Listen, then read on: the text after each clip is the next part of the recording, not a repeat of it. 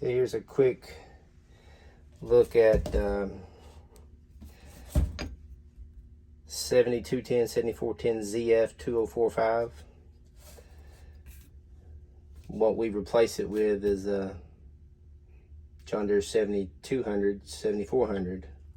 So this is to show, sounds like you're going backward, but John Deere made, Waterloo.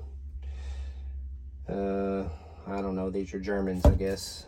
Not that there's anything wrong with Germans, but in this case here, we got a little bit bigger bearing. It's not over, you know, it's not a drastic difference in them, but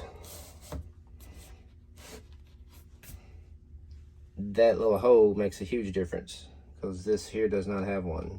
So you cannot grease, your kingpins on that axle.